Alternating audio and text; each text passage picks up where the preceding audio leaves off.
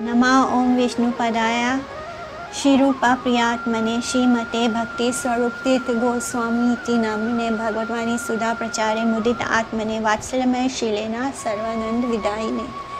नमः ओम विष्णुपदाय कृष्णपिस्ताय भूतले श्रीमते भक्ति वेदांत स्वामी इति नामिने नमस्ते सारस्वती देवे गौरवाणी प्रचारिणे निर्विशेषाय शून्यवादी पाश्चात्य देशे तारिणे। चतुर्श्लोकी Bhagavatam, and first we will do introduction. The penance of Lord Brahma, Brahma ji का तपस्या। शुरुआत में जब ये पूरा ब्रह्मांड की रचना करते हैं भगवान, तब जो ब्रह्मा जी हैं, जो भगवान के नाभि से निकले जो गोल्डन लोटस है, जो स्वर्ण पुष्प है कमल का, उसमें से ब्रह्मा जी का जन्म होता है। भगवान विष्णु के नाभि से जो कमल का फूल निकलता है, उसमें से जहाँ भगवान विष्णु गर्भोदक में लेटे हुए होते हैं, तब उनका जन्म हुआ था। तब ब्रह्मा जी का जन्म होने के बाद वो बहुत ही कंफ्यूज हो जाते हैं। उन्हें नहीं पता कि वो यहाँ कैसे आए, उनको कुछ पता नहीं, उनका दिमाग काम नहीं कर रहा होता है, बिकॉज़ वो कुछ जानते नहीं हैं कि अचानक वो यहाँ कहाँ से आ गए हैं। वो बहुत एंग्जाइटी में होते हैं, उन्हें कुछ समझ नहीं आ रहा होता है कि क्या हो रहा है। मतलब वो पूरी तरह से, उन्हें अचानक से कुछ पता नहीं कि क्या है। तब उन्हें कहीं से दो शब्द संस्कृत के सुनाई देते हैं, ता एंड पा। जब उनको जोड़ा जाए तो वो बनता है तप। तो भगवान जो ब्रह्मा जी हैं, वो ये नहीं समझ पा रहे कि आखिर उन्हें ये शब्द कहाँ से सुनाई दे रहे हैं, माने उसका सोर्स क्या है, ये शब्द आ कहाँ से रहा है, ये भी उनको ज्ञान नहीं हो पा रहा है। लेकिन वो उस शब्द को फॉलो करते हैं, तप को, और पूरे 1000 साल तक सेलेस्टियल ईयर्स, यानी जो स्पिरिचुअल वर्ल्ड में जो 1 साल होता है, उसके अकॉर्डिंगली वो 1 साल तक तप करते हैं। जैसे हम धरती पर होते हैं तो हमारा 1 साल ब्रह्मा जी का 1 पल होता है, उसी तरह सेलेस्टियल ईयर बहुत लंबा होता है। तो उन्होंने उस एक पूरे साल तक 1000 सेलेस्टियल ईयर्स तक पूरा वो तप करते हैं, और उनके तप से प्रसन्न होकर भगवान कृष्ण उनके सामने प्रकट होते हैं और उन्हें गायत्री मंत्र से दीक्षित करते हैं। और फिर वो अपने बंसी की आवाज़ से, यानी उनकी जो वेणु है, उसकी जो धुन है, उससे उनको दीक्षित किया था उन्होंने गायत्री मंत्र भगवान की बंसी की आवाज़ से। और फिर वो गोलोक वृंदावन, जहाँ से उनको दिखाई देता है ब्रह्मा जी को कि ये आवाज़ गोलोक वृंदावन से आ रही है, और वो साक्षात दर्शन भी कर रहे हैं श्री कृष्ण के। तो और भगवान के फ्लूट से वो आवाज़ आ रही है। पहले बार जब वो प्रकट हुए थे, तब उन्हें नहीं पता था कि वो साउंड कहाँ से आ रहा है, जो उन्हें बोल रहा है कि ता और प का जो साउंड था उन्हें नहीं समझ आ रहा था। लेकिन अब जब उन्होंने तप करने के बाद जब भगवान उनसे प्रसन्न हुए हैं, तब वो देख पा रहे हैं भगवान का वो गोलोक वृंदावन उनके सामने प्रकाशित हो रहा है, और वो देख पा रहे हैं कि भगवान कृष्ण हैं, और कृष्ण की बंसी से ही उन्होंने ब्रह्मा जी को गायत्री मंत्र दिया है। और ये देखकर, भगवान को देखकर, उन्हें उनकी खुशी का कोई, उनकी आनंद का कोई ठिकाना नहीं है। वो बोल भी नहीं पा रहे हैं, क्योंकि वो इतने हर्ष में हैं, और सब कुछ देखकर उन्हें समझ में भी नहीं आ रहा कि वो उनकी खुशी का कोई ठिकाना नहीं है। लेकिन फिर भी वो अपने आप को संभालते हैं, और फिर भगवान से कुछ प्रश्न पूछते हैं। ब्रह्मा जी वो पूछते हैं कि भगवान का रूप क्या है, स्पिरिचुअल भी और मटेरियल भी। ऑल्दो कि भगवान जो है वो हमेशा परलौकिक, यानी वो स्पिरिचुअल वर्ल्ड में ही सिचुएटेड होते हैं, स्पिरिचुअल वर्ल्ड में ही रहते हैं। तब भी ब्रह्मा जी जानना चाहते हैं कि भगवान का स्पिरिचुअल फॉर्म क्या है और भौतिक फॉर्म क्या है, आध्यात्मिक रूप कैसा है और भौतिक रूप कैसा है। और भगवान से ये दूसरा क्वेश्चन वो पूछते हैं कि उनकी जो विभिन्न शक्तियाँ हैं वो कैसे फंक्शन करती हैं, उनकी जो विभिन्न शक्तियाँ हैं वो कैसे वर्क करती हैं। फिर तीसरा क्वेश्चन वो पूछते हैं कि वो अपनी इन शक्तियों के साथ कैसे खेलते हैं। भगवान जो हैं वो अपनी इन शक्तियों को किस तरह वो इस्तेमाल करते हैं। फिर चौथा क्वेश्चन वो पूछते हैं कि मैं ब्रह्मा कैसे आपके दिए हुए जो इंस्ट्रक्शंस हैं, आपके जो आप जो मुझे बताएंगे उसको मैं कैसे एग्जीक्यूट कर सकता हूँ। भगवान जो उनको इंस्ट्रक्शन देंगे तो वो उसको कैसे एग्जीक्यूट करेंगे, उसको कैसे फॉलो करेंगे। तो ये जो 4 क्वेश्चंस हैं ये ब्रह्मा जी भगवान जी को पूछते हैं और भगवान उनको चतुर्श्लोकी भागवतम से जो चतुर्श्लोक है, 4 श्लोक है जो स्टार्ट होता है अहम एवा से, और ये 4 श्लोक शुरुआत में होता है अहम एवा और एंड होता है एतावद एवा। तो इसका भगवान रिप्लाई करते हैं सेम उसी तरह जिस तरह से ब्रह्मा जी ने उन्हें क्वेश्चन किया था। जो पहला क्वेश्चन था उसके लिए पहला श्लोक, जो दूसरा क्वेश्चन था उसके लिए दूसरा, तीसरे के लिए तीसरा और चौथे के लिए चौथा। तो ये होता है चतुर्श्लोकी भागवतम। भगवान ने ब्रह्मा जी को बस ये 4 श्लोक बोले थे भागवतम के, और फिर ब्रह्मा जी ने वो 4 श्लोक नारद जी ने वो 4 श्लोक वेद व्यास जी को बोले।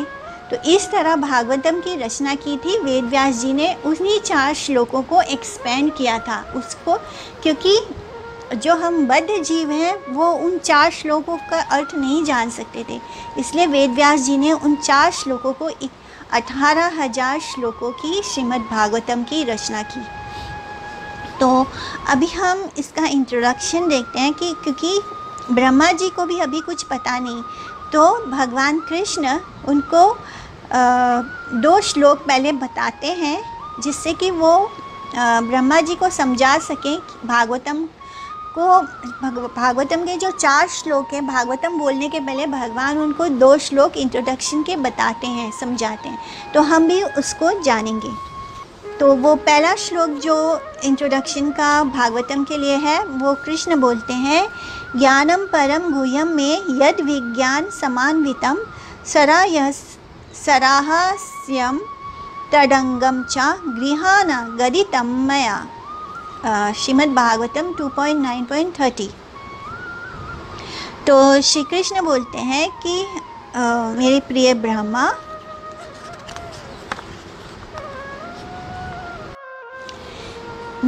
ब्रह्मा, मैं अब आपको बताऊंगा कि मेरी भक्ति को कैसे प्राप्त किया जा सकता है। मैं कैसे ये सबसे जो कॉन्फिडेंशियल जो गुह्यम ज्ञान है ये इसमें कि कैसे मैं सबके सामने प्रकाशित होता हूँ मेरी भक्ति के द्वारा, और मुझे कैसे पाया जा सकता है और मैं कैसे प्रकाशित होऊंगा, इसका ज्ञान मैं अभी आपको दूंगा। तो इस श्लोक में वो बताते हैं कि अनादिकाल से जो ज्ञान जो मिस्टिक योगीज होते हैं, जो ज्ञान को प्राप्त करना चाहते हैं, वो 2 प्रोसेस से ज्ञान को प्राप्त करने की कोशिश करते हैं। पहला होता है आरोह पंथ और दूसरा होता है अवरोह पंथ। आरोह पंथ होता है असेंडिंग ऑर्डर यानी इंडक्टिव प्रोसेस। इसमें कैसे हम बॉटम से ऊपर जाते हैं, यानी हम देखते हैं कि इसमें भगवान हो सकता है, फिर हम उसको जांचते हैं और फिर बोलते हैं नहीं इसमें नहीं है, ना इति यानी नेति वाला प्रोसेस होता है, जो कि मायावाद फिलॉसफर जो इम्पर्सनलिस्ट है, जो भगवान के पर्सनल फॉर्म को नहीं मानते, जो मायावादी हैं, वो इस रास्ते से भगवान को खोजने की कोशिश करते हैं। उनका रास्ता होता है आरोह पंथ, जिसमें वो हर भौतिक चीज़ को जांच परख करते हैं और फिर बोलते हैं कि नहीं ये नहीं है, ये सुप्रीम पर्सनालिटी नहीं है। फिर वो दूसरा चीज़ दूसरे से उसमें ज्ञान से खोजने की कोशिश करते हैं, मेंटल स्पेकुलेशन करते हैं, फिर कहते हैं कि नहीं ये नहीं, तो ये होता है ना इति कि नहीं ये सुप्रीम रियलिटी नहीं है, ये this is not the supreme reality. तो इस तरह वो एक एक चीज़ को पहले उस पर जांच परख करते हैं, फिर बाद में उसको रिजेक्ट करते हैं। पर इस पूरे प्रोसेस में अनफॉर्चुनेटली जो ये मायावादी होते हैं वो भगवान के सच को कभी भी नहीं जान पाते हैं, क्योंकि वो मटेरियल ऑब्जेक्ट्स में ही भगवान को ढूंढने की कोशिश कर रहे होते हैं।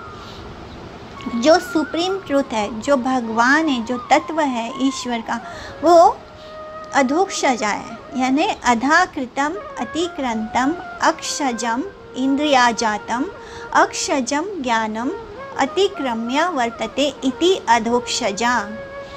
यानी अधोक्षजा का डेफिनेशन है ये, दैट इज़ कि जो भगवान है वो इस मटेरियल सेंस एक्सपीरियंस के परे हैं। इस मटेरियल जो वर्ल्ड है, जो हमारे मटेरियल सेंसेस हैं, उसके ज्यूरिडिक्शन, उसके बाउंड्री के बाहर है। भगवान को समझना हमारे मटेरियल सेंसेस के लिए इम्पॉसिबल है।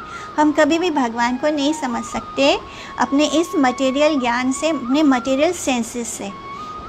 तो जो इम्पर्सनलिस्ट मायावादी होते हैं वो अपने आप को हमेशा बहुत ही ज्ञानी बताते हैं। वो कहते हैं कि हम बहुत ज्ञानी हैं और वो खुद को ज्ञानी बहुत मानते भी हैं, लेकिन वो इस सिंपल सी चीज़ को नहीं समझ पाते कि हम हमारे मटेरियल सेंसेस से भगवान को कभी खोज ही नहीं सकते, उन्हें जान ही नहीं सकते। इसलिए वो हमेशा मेंटल स्पेकुलेशन में ही रहते हैं और स्क्रिप्चर को और संस्कृत भाषा को बहुत ही अच्छी तरह से पढ़ लेते हैं और फिर उसी को बोलकर उसको संस्कृत भाषा में लिखे हुए श्लोकों को अपने हिसाब से मोल्ड कर लेते हैं, क्योंकि वो तो जान नहीं पाए कृष्ण को अपने मटेरियल सेंसेस से। तो अपनी बात को सही साबित करने के लिए वो संस्कृत में लिखे हुए श्लोकों को भी डिस्टॉर्ट कर देते हैं, उसका मीनिंग ही चेंज करके, और अपनी संस्कृत भाषा के ज्ञान से लोगों को ये विश्वास दिला देते हैं कि वो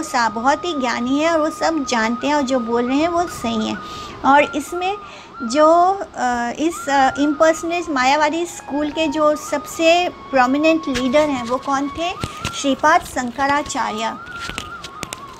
मैंने वही थे जिनके जो अपीयर हुए थे 700 AD में, और वो कोई और नहीं भगवान शिव जी ही हैं। तो अब हम क्वेश्चन करेंगे कि शिव जी ऐसे क्यों करे, उन्होंने क्यों सही ज्ञान नहीं दिया वेद का? तो वो इसलिए क्योंकि उन्हें भगवान विष्णु ने ही ऐसा करने के लिए भेजा था, एक स्पेसिफिक मिशन के तहत। क्योंकि जब गौतम बुद्धा जी आए थे, भगवान बुद्ध आए थे, तब उन्होंने ये बोला था कि कोई भगवान नहीं है। वर्डिज्म बताया था, यानी शून्यवाद, जिसमें वो बोलते हैं कि इस संसार में कोई भगवान नहीं है। तो इस तरह भगवान का अस्तित्व ही ख़त्म हो रहा था। तब भगवान विष्णु ने शिव जी को भेजा था शंकराचार्य के रूप में ये प्रचार करने के लिए कि भगवान का कोई स्वरूप नहीं है, वो सब जगह व्याप्त है। तो ये हो गया इम्पर्सनलिज्म, यानी मायावाद। इसमें हम खुद को ही भगवान मान लेते हैं कि भगवान सब जगह है, मुझ में है, तुम में है, तो मतलब हम खुद ही भगवान हैं। तो इस तरह वो जो लोग भगवान को नहीं मानते थे, जब उनके सामने ये फ़िलॉसफी को लाया गया कि हम खुद भगवान हैं, तो उनका ईगो सेटिस्फाई हो गया और वो भी इस चीज़ को स्वीकार कर लें। तो इस तरह उन्होंने वेदों को स्थापित किया दोबारा से, क्योंकि वैदिक कल्चर और वैदिक टीचिंग्स पूरी तरह ख़त्म हो गए थे। तो इस तरह शिव जी ने वैदिक कल्चर को दोबारा स्थापित किया। ये क्योंकि हाँ, जो इगोइस्टिक लोग होते हैं वो उनसे अगर ये कहा जाए कि तुम दास हो, तो वो उनका ईगो इसको स्वीकार नहीं करेगा। तो शिव जी आकर सबको यही बताया कि मैं भी भगवान हूँ, तुम भी भगवान हो, हम सब भगवान हैं। तो जो ये मैं था वो सेटिस्फाई हो गया, और इस तरह लोग मायावाद में वैदिक कल्चर की तरफ लौटना शुरू हो गए। यहाँ पे पद्म पुराण में आता है कि कैसे शिव जी ने देवी पार्वती से कहा था कि मायावादम असत शास्त्रम प्रच्छन्नम बोध्यम उच्यते माएवा विहितम देवी कालो ब्राह्मण मूर्तिना, कि वो बोलते हैं हे देवी, मैं वैदिक स्क्रिप्चर को, वेदों के ज्ञान को बदल कर, डिस्टॉर्ट करके उसे मायावादम या इम्पर्सनलिज्म के थ्रू इस संसार में प्रचार करूँगा। मतलब ये भी बुद्धिज़्म ही होगा, लेकिन उसका स्वरूप बदल दिया होगा मैंने। तो आचार्य दोष नाय विष्णुर आज्ञाकारी, ऐसा श्री चैतन्य महाप्रभु भगवान शिव जी के लिए बोलते हैं कि शिव जी का कोई दोष नहीं है, उन्होंने तो बस विष्णु जी की आज्ञा का पालन किया था। जो वैदिक ज्ञान होता है। और हाँ, हम लोग क्या बोल रहे थे कि आरोहपंथी के बारे में अभी हमने डिस्कस किया कि कैसे मायावादी लोग भगवान को खोजने की कोशिश करते हैं अपने इम्परफेक्ट सेंसेस के द्वारा, मटेरियल सेंसेस के द्वारा, लेकिन जो कि इम्पॉसिबल है। और इसलिए वो ज़्यादा से ज़्यादा कहाँ पहुँचते हैं? ब्राह्मण के प्लेटफॉर्म पे, जैसे कि वो ब्रह्म ज्योति में लीन हो जाने का उनका वही तक वो पहुंच सकते हैं, क्योंकि उसके आगे वो ये नहीं मानते कि भगवान का एक रूप भी है। इसी तरह औरोपंथी होता है। औरोपंथी उन ज्ञानी लोगों, वो लोग हैं जो भक्त लोग होते हैं, वो भगवान को, इसको बोलते हैं डिसेंडिंग प्रोसेस यानी डिडक्टिव प्रोसेस। तो औरोपंथी कैसा होता है कि वो ये बोलते हैं कि जो हमारे गुरुजन हैं, जो हम परंपरा में हैं, उनके थ्रू वो जानने की कोशिश करते हैं सत्य को। जो डिवोटीज़ होते हैं वो descending, top to down process यानी ऊपर से नीचे आ रहे हैं, जो कि हमारे गुरुजन हैं, जो शुद्ध वैष्णव जन है। हम उनके अनुगत्य होकर सत्य को जानते हैं। हम खुद उसको खोजने की कोशिश नहीं करते और अपने मटेरियल सेंसेस से उसे खोजने की कोशिश नहीं करते। जिस व्यक्ति ने सत्य को देखा है, हम उससे ही सत्य को प्राप्त करते हैं। तो ये होता है डिसेंडिंग ऑर्डर औरोपंथी। जो गौतम बुद्धा और महावीर हैं, इनका शून्यवाद और इम्पर्सनलिज्म, जिसमें वो कहते हैं कि सब कुछ एक है, मैं भी भगवान हूँ, तुम भी भगवान हो, सारा सृष्टि ब्रह्मांड सब एक ही है, तो वो सब कुछ ब्रह्म है। तो ये श्रीपाद शंकराचार्य का मायावाद फिलॉसफी। और अमनाय, और जो नॉलेज हम लोग गुरु परंपरा के थ्रू प्राप्त करते हैं, वो अमनाय होता है, यानी वो हम सेंटली डिवोटीज़ के थ्रू, सक्सेशन परंपरा के थ्रू हम उसे प्राप्त करते हैं, जो कि सीधा ब्रह्मा जी से आता है, जिन्हें भगवान कृष्ण ने सबसे पहले शिक्षा दी थी, सबसे पहला गायत्री मंत्र दिया था, वो ब्रह्मा जी थे। हरिदयिता वेदा प्रभाभृतिता सत प्राप्तम, यानी ब्रह्मा जी ने ही इस ज्ञान को सबसे पहले भगवान श्री हरि से प्राप्त किया था। तो हम इस श्लोक में देखते हैं कि ब्रह्मा जी ने डायरेक्टली भगवान कृष्ण से ज्ञान को प्राप्त किया था, और हम जो औरोपंथी हैं वो इसी तरह एक सही चैनल के थ्रू हम भगवान को अपने गुरुजनों से जानने की कोशिश करते हैं। लेकिन जो मायावादी हैं वो क्या बोलते हैं? ब्रह्म सत्य जगत मिथ्या, जो कि बिल्कुल गलत है। ये मटेरियल वर्ल्ड फॉल्स नहीं है, ये भी एग्जिस्ट करता है, भले ही ये टेम्पररी हो। तो उनका ज्ञान उन्हें बस ब्रह्म ज्योति तक लेकर जाता है, और उन्हें पूरा भगवान का रियलाइजेशन कभी नहीं हो पाता। इसलिए भगवान जिस ज्ञान को बोलते हैं कॉन्फिडेंशियल नॉलेज, परम गुह्यम, जिसमें वो बताते हैं कि जो अल्टीमेट रियलिटी है, जो भगवान है, वो एक्चुअली में एक पर्सन है, वो हमारी तरह एक पर्सन है, उनका एक अस्तित्व है, उनका एक रूप है।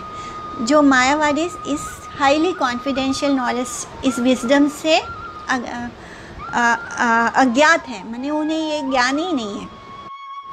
ये परम गुह्यम ज्ञान उन लोगों के पास नहीं पहुंच पाता जो भगवान को स्पेकुलेशन से, मेंटल स्पेकुलेशन से जानने की कोशिश करते हैं। ये ज्ञान बस शुद्ध भक्तों को ही प्राप्त होता है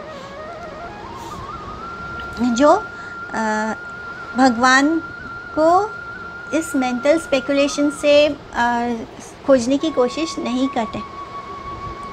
भगवान कृष्ण ने गीता के 7 चैप्टर में कहा था कि I shall now declare unto you in full this knowledge, both material and spiritual, by knowing which there shall remain nothing further to be known।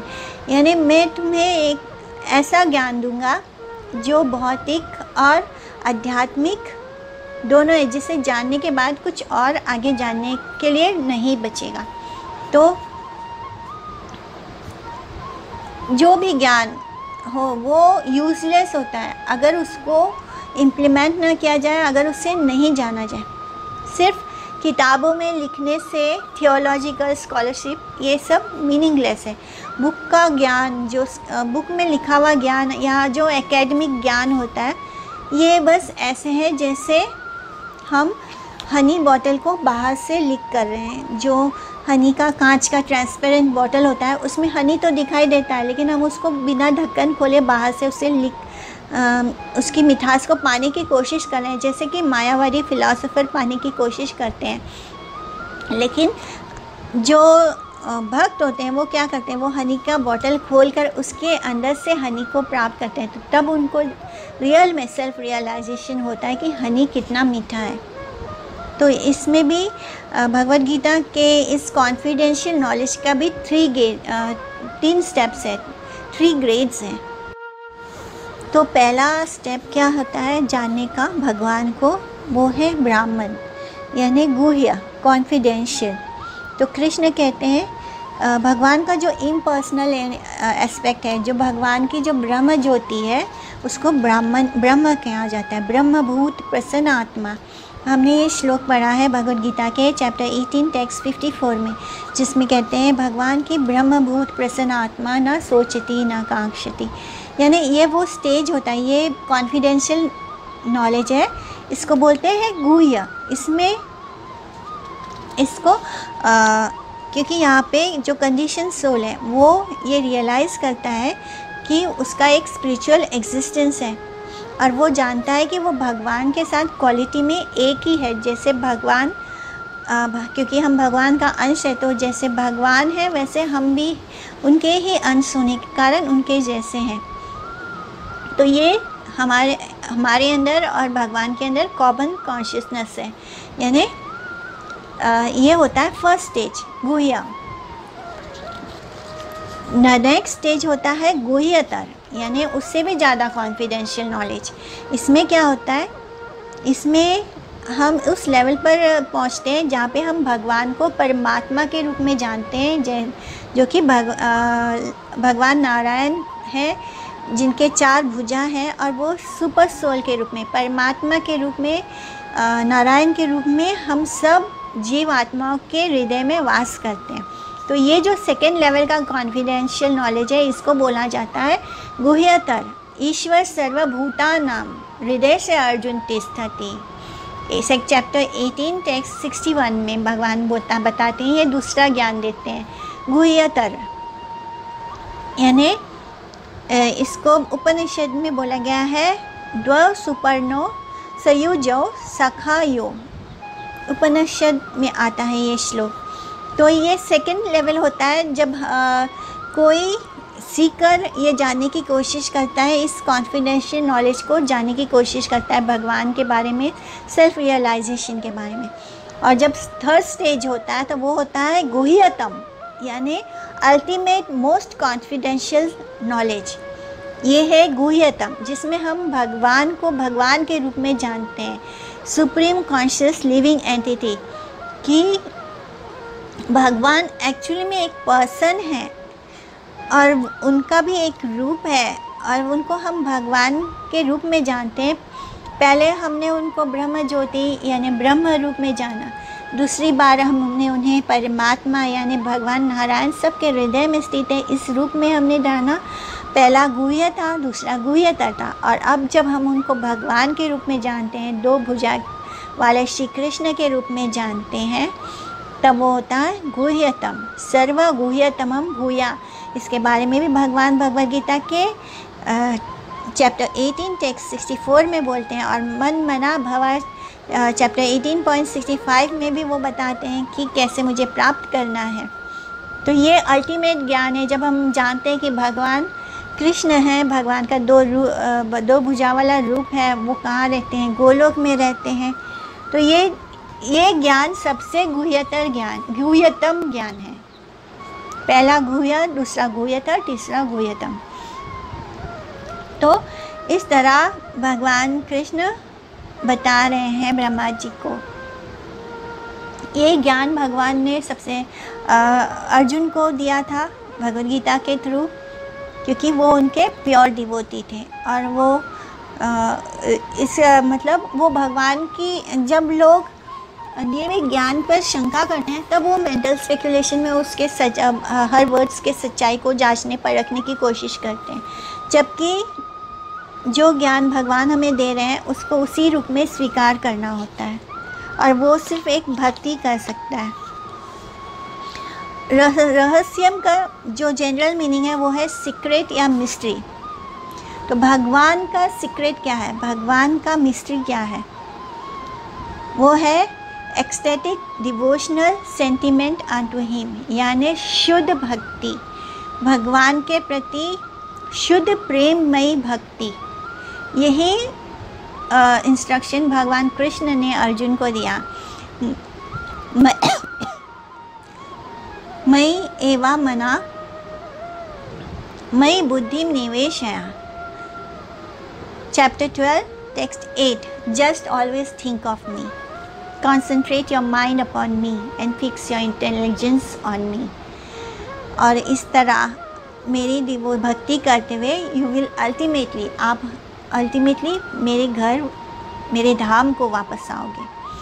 तो भगवान कृष्ण के स्वरूप में अपना मन को फिक्स करना बहुत डिफ़िकल्ट है एक आम जीवात्मा के लिए। इसलिए इस स्टेज को अचीव करने के लिए हमें हर तरह के मटेरियल डिज़ायर से फ्री होना पड़ेगा। थोड़ा सा भी अगर हमारे अंदर इस संसार को भोगने की इच्छा होगी तो हम भगवान के इस स्वरूप को नहीं जान पाएंगे।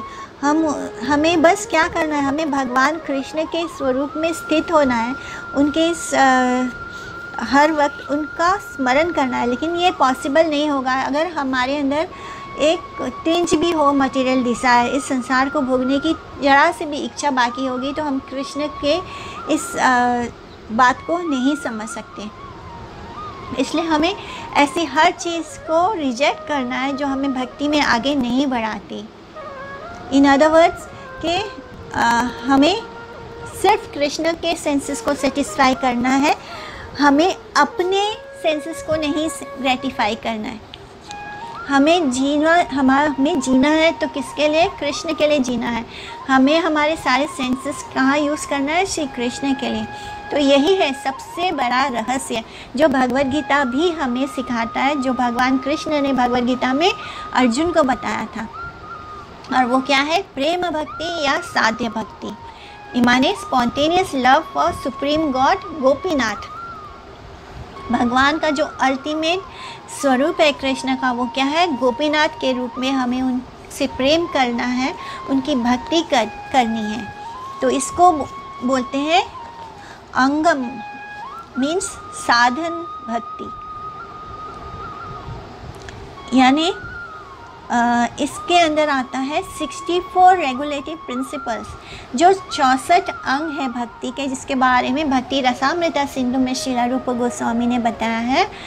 उसके उन 64 अंगों को हमें फॉलो करना है। और इन 64 जो अंग हैं भक्ति के, 64 रेगुलेटिव प्रिंसिपल्स हैं जो भक्ति के, उनमें सबसे ज़्यादा इम्पोर्टेंट है वो 5 चीज़।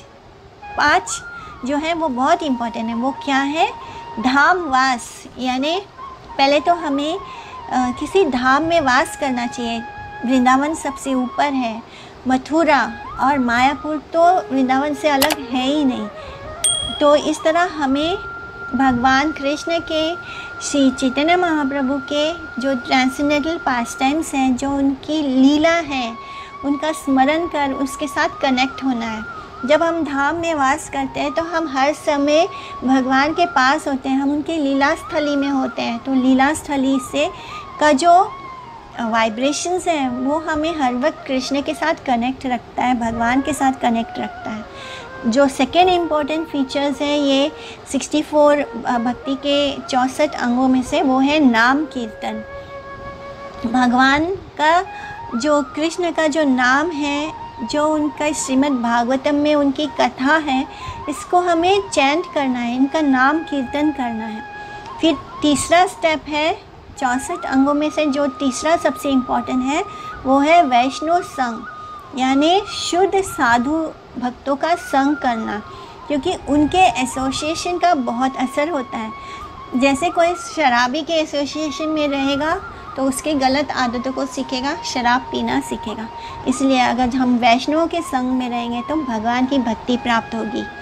श्री विग्रह का सेवा करना, भगवान के जो डेटीज़ होते हैं वो कृष्ण से, राधा रानी से अलग नहीं होते। उनकी सेवा करने से हमारा उनके साथ संबंध बनता है। भागवत श्रवण, यानी श्रीमद् भागवतम का श्रवण करना डिवोटीज़ के एसोसिएशन में, डिवोटीज़ के असेंबली में, जहाँ जब भक्तों के साथ हम सुनते हैं तो भक्तों के प्रेजेंस का भी असर होता है। और शुद्ध भक्तों से सुनने से तो भागवतम और लीला एकदम हृदय में भगवान कैद हो जाते हैं। तो जो 64 अंग है भक्ति के, उनमें से ये 5 सबसे ऊपर हैं और इन्हें फॉलो करने की ज़रूर कोशिश करनी चाहिए। इसके आगे हम भगवान जो दूसरा वर्स है वो उसको सुनते हैं।